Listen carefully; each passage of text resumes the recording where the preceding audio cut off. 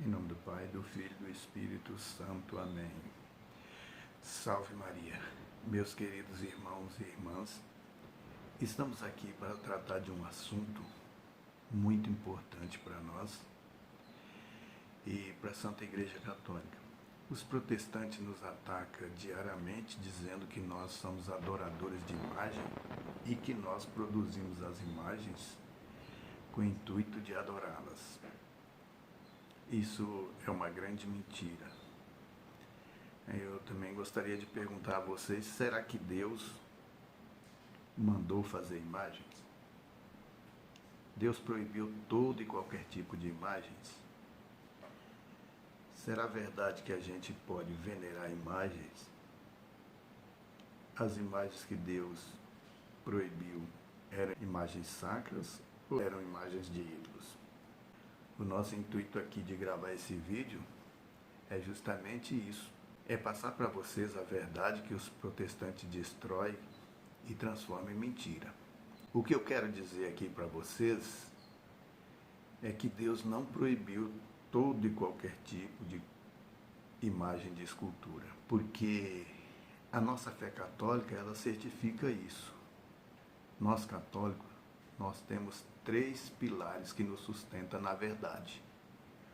Um dos pilares da fé católica é a tradição. Foi da tradição que nós recebemos as verdades, tudo aquilo que era pregado à viva voz, foi transmitida pelos apóstolos, as verdades que ouviram de Cristo. Então isso é tradição apostólica.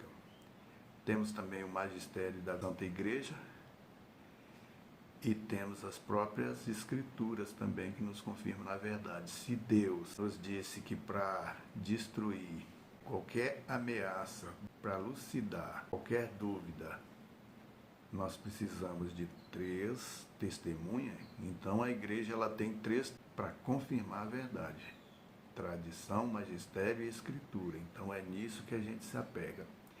E vamos aqui, então, sem mais delongas, pedir a vocês para dar um like aqui nesse vídeo e também inscrever-se, porque é muito importante que você esteja inscrito no nosso canal para que possamos nos motivarmos e trazer mais conteúdos aqui para vocês, bons conteúdos, que possa servir de evangelização para vocês na fé. E também, se possível, comente aí no nosso vídeo, compartilhe para pessoas que talvez não tenham visto esse vídeo. Vamos lá então, vou mostrar para vocês aqui alguns textos das Escrituras que os protestantes usam para acusar nós católicos de idólatra.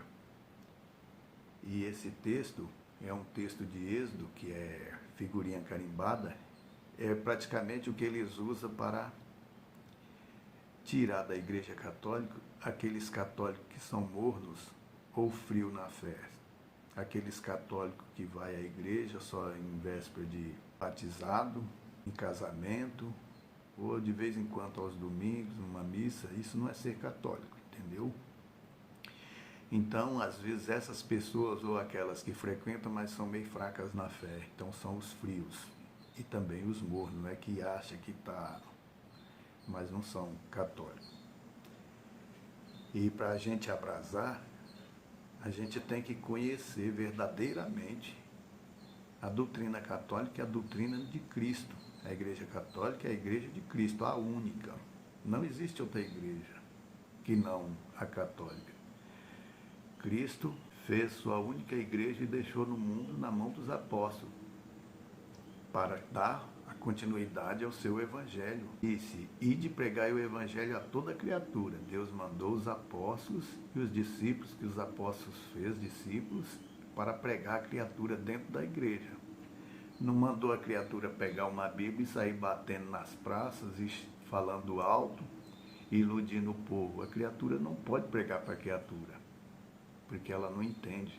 Ela não tem os carismas, os dons da pregação vinda do Espírito Santo, porque o Espírito Santo, ele é um só, e ele está dentro da Igreja Católica. Há um só corpo, um só Espírito, um só Senhor, como também há um só batismo. Ninguém se batiza para entrar nas igrejas quando sai de outra, não. Portanto, meus caríssimos irmãos, aqui vamos então para Êxodo de 3 a 5, que diz assim: não terás outros deuses diante da minha face. Não farás para ti escultura nem figura alguma do que está em cima nos céus, ou embaixo na terra, ou nas águas debaixo da terra. Não te prostrarás diante delas, e não lhes prestará culto. É isso que ele se utiliza para dizer que nós adoramos e cultuamos esse tipo de imagem, quando isso não é verdade. Isso aqui está certo, esse texto? Claro que sim. Os católicos concordam com isso? Sim, concordamos. Por quê? Porque nós sabemos qual é a intenção desse texto. Por que que Deus fala isso para o seu povo?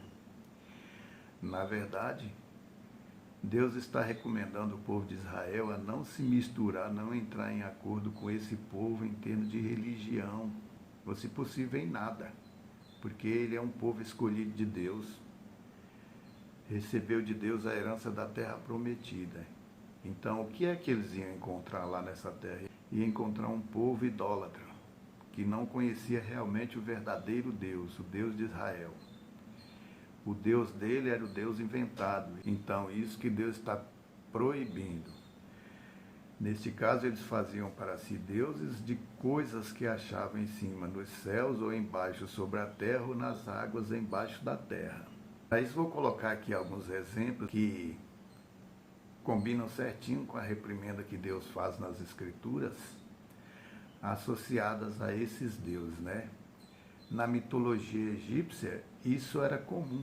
Imagem de escultura de Deus que se assemelhava às condições em que é repudiada por Deus nesse texto da Bíblia, né? Vamos aqui para alguns exemplos de alguns deuses daquela época, ou até hoje, acho que ainda cultua, não sei.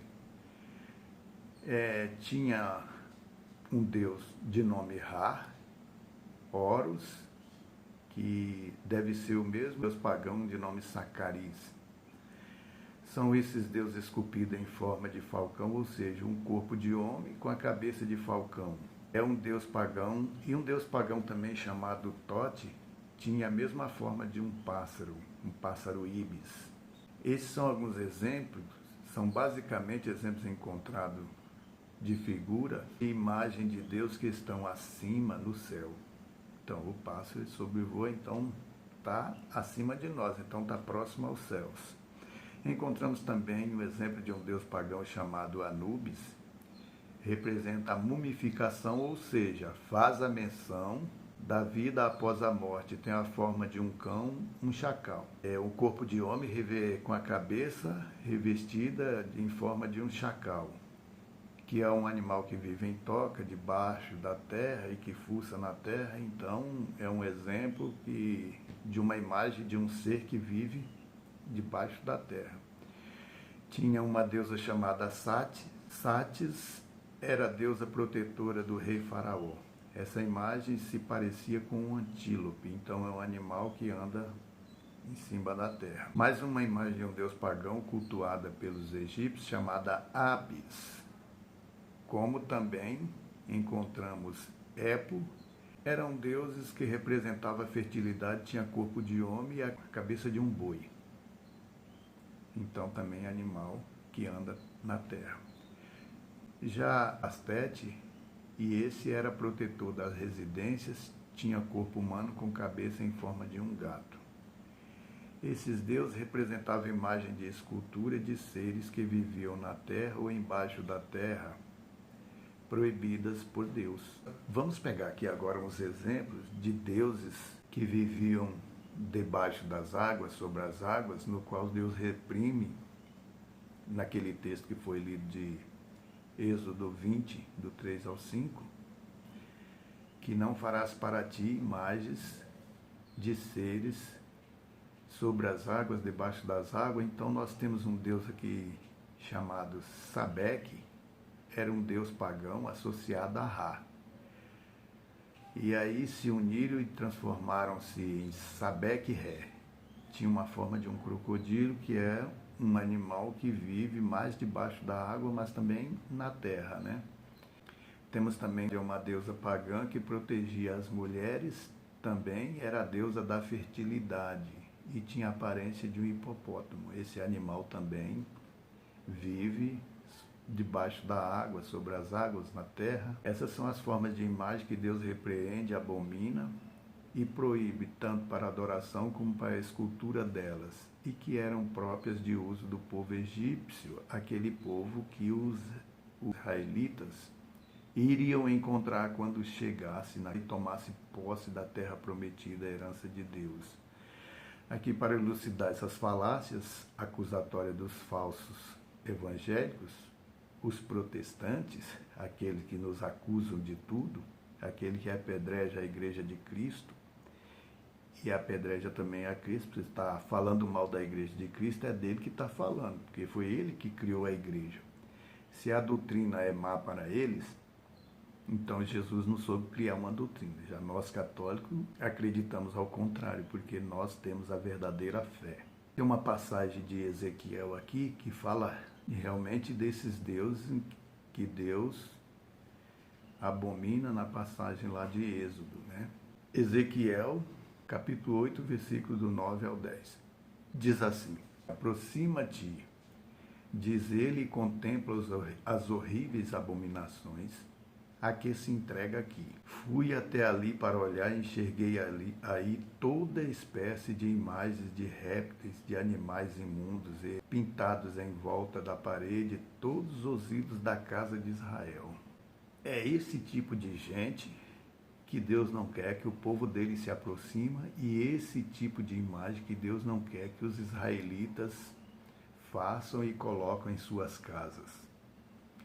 Ali tinha imagem de Maria? Não. Tinha imagem dos santos católicos? Não. Tinha imagem de Jesus? Também não. O que foi visto ali são imagens de répteis e animais imundos, gente. Animais imundos. Deu para perceber porque Deus se preocupou tanto em educar a fé de seus filhos, o povo de Israel, os escolhidos e eleitos de Deus. Em Deuteronômio 6, 13 a 14, também vemos um exemplo do que nós estamos falando e reafirmando que Deus está repudiando. Temerás o Senhor teu Deus, prestar-lhes-ás o teu culto e só jurarás pelo seu nome. Não seguirei outros deuses entre os das nações que vos cercam. As nações que cercavam o povo judeu, o povo chamado israelitas, naquela época, era essa nação que estava na terra prometida antes deles entrar e tomarem posse. Esse povo de Deus estava nesse local quando Deus fez essa reprimenda. Está de posse da terra prometida de Deus, rodeado de uma nação pagã que cultua todo tipo de Deus. Resolvendo essa questão, então vamos passar adiante para mostrar as imagens que Deus mandou fazer. É por isso que eu disse, a gente tem que saber separar o texto do contexto, porque se Deus lá proíbe imagem, não são as mesmas imagens que aqui ele vai mandar fazer. Portanto, é o que queremos passar para vocês, é a verdade. Não excluir isso aqui. Eu não sei se os protestantes, na Bíblia deles, têm essas passagens, porque eu não vejo eles confrontar. Quando eles vêm até o católico, aquele que não entende, não sabe muita coisa, que na maioria tem muitas, eles não mostram as passagens onde Deus repudia. Ou seja, eles mostram a passagem onde Deus repudia fazer imagem, mas não mostram os textos onde Deus manda fazer imagem. Aqui em Números, capítulo 21, versículo 8 ao 9, diz assim: E o Senhor disse a Moisés: Faze para ti uma serpente ardente e meta-a sob um poste, e todo o que for mordido olhando para ela será salvo. Será salvo, será curado, é a mesma coisa, é o mesmo significado aqui. Aí adiante, Moisés fez, pois, uma serpente de bronze e fixou sobre um poste. Se alguém era mordido por uma serpente e olhava para a serpente, de bronze conservava a vida. Então, Moisés fez a imagem? Moisés era idólatra? Porque ele fez a imagem? Não, ele está cumprindo aqui uma vontade de Deus. Moisés foi para o inferno por fazer essa imagem? Não, porque consta quando Jesus estava no Jardim das Oliveiras, desceu dois homens, um era Elias, o outro era Moisés, então Moisés está no céu, portanto ele fez imagem. Mas ele adorou essas imagens? Claro que não, gente.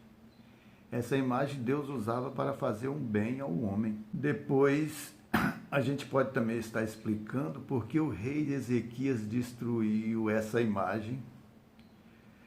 É uma coisa que Davi não fez, era do tempo depois, essa imagem foi vista no tempo de Davi, no tempo de Salomão, também não destruiu, e depois, acho que uns 4 séculos, ela foi destruída pelo rei Ezequias. Isso depois a gente pode estar explicando.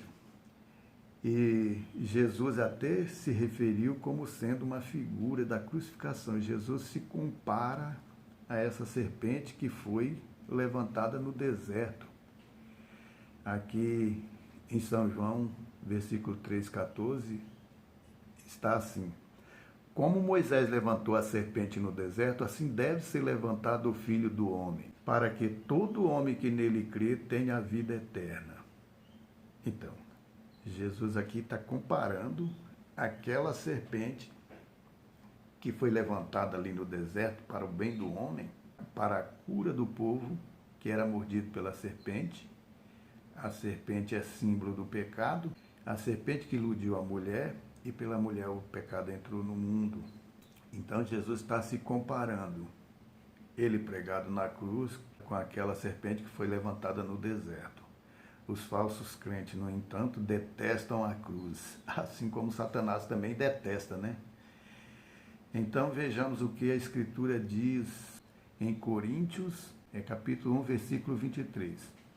Mas nós pregamos Cristo crucificado, que é escândalo para os judeus e loucura para os pagãos. Então, quem repudia a cruz aqui em Coríntios está dizendo que é escandaloso. É um escândalo para os pagãos que repudiam a cruz. A cruz é símbolo da salvação. Apesar do rei Ezequias ter destruído a imagem da serpente, ela continuou viva na mente de Cristo, que a retratou como figura de sua imagem na cruz para curar os pecados do homem, que entrou no homem por figura de uma serpente. A serpente destruída dos antigos continua viva depois de séculos. No tempo de Cristo ainda eles afirmam e falam dessa serpente. Então ela foi destruída naquele tempo de Ezequias, mas no tempo de Cristo voltou a ser alvo de pregação, voltou a ser comparação de Cristo na cruz. Daí a afirmação convicta de São Paulo, Gálatas 6,14. Quanto a mim, não pretendo jamais gloriar-me, a não ser na cruz de nosso Senhor Jesus Cristo, pelo qual o mundo está crucificado para mim e eu para o mundo. É isso que São Paulo fala, que se gloria na cruz, não se gloria no homem. Temos aqui uns exemplos também de imagem que Deus mandou fazer. Nós agora estamos pegando aqui os textos bíblicos que mostram, que provam que Deus mandou fazer imagem. A Arca da Aliança, nós vemos aqui no texto de Êxodo 25:18. Farás 2 querubins de ouro e farás de ouro batido nas 2 extremidades da tampa, um de um lado e outro de outro. Ali virei ter contigo, e é de cima da tampa do meio dos querubins que estão sobre a Arca da Aliança, que te darei todas as minhas ordens para os israelitas. Então Jesus falar para o povo por meio dos anjos, por meio dos querubins. Para quem pensa que os querubins fixados na Arca da Aliança eram simples adornos, muito pelo contrário, estão redondamente enganados. Eles lembravam ainda a mediação secundária dos anjos, porque Deus falava ao povo por meio dos anjos. Então é por meio dos anjos que chega a mensagem a nós, e nós, por meio dos anjos, é que atingimos a Deus com nossas orações, nossos louvores e os nossos pedidos, porque é pela mão dos anjos que recebe dos santos a nossa oração e entrega a Deus. Temos também em Hebreus, justificando tudo isso que estamos falando. Hebreus 1:14. Não são todos os anjos espíritos ao serviço de Deus, que lhes confia missões para o bem daqueles que devem herdar a salvação? Sim, são das mãos dos anjos que Deus recebe as orações dos santos, em prol de nossa salvação, de nossos auxílios, nas nossas dificuldades, nas nossas incertezas, na nossa fraqueza na fé, aos santos que pedimos interceder por nós a Deus, e é por via dos anjos que Deus recebe essas intercessões, essas orações, esses pedidos, e assim nos concede aquilo que nos é necessário. E também vamos aqui ler alguns trechos que Deus mandou fazer imagem para o templo de Salomão. Então Deus mandou fazer imagem aqui, ó. Deus mandou fazer imagem para o santuário do templo de Salomão. 1 Reis 6:23. Fez no santuário 2 querubins de pau de oliveira que tinha 10 covados de altura. Ainda 1 Reis 7:29. Nos painéis enquadrados de molduras haviam leões, bois e querubins, assim como nas travessas, igualmente por cima e por baixo dos leões e dos bois, pendiam grinaldas em forma de festões. Então, Deus mandou fazer imagem de animais, mas não eram aqueles animais imundos dos quais o povo israelita viu quando chegou na terra prometida. Répteis imundos. Até porque também, se é para o bem e se é para a cura, para milagres, Deus ergueu no deserto uma serpente. Isso poderia causar estranheza nos protestantes dizer que Deus está contradizendo a Bíblia, porque os protestantes só acreditam na Bíblia. A verdadeira palavra de Deus não é só Bíblia. A verdadeira palavra de Deus é tradição, é magistério e escrituras também, mas não só as escrituras. Esse é o mesmo Deus que os protestantes acham que proíbe qualquer tipo de imagem, mas Deus afirma que só tem uma palavra. A palavra de Deus é uma só, Deus não volta atrás. O que Deus disse está dito, porque Deus disse em verdade e em espírito. Temos aqui em Isaías 45:23. Deus diz: juro por mim mesmo, a verdade sai da minha boca. Minha palavra jamais será revogada. Todo joelho deve dobrar-se diante de mim, toda língua deve jurar por mim. Então a palavra de Deus é uma só, o que sai da boca dele é a verdade, a pura verdade.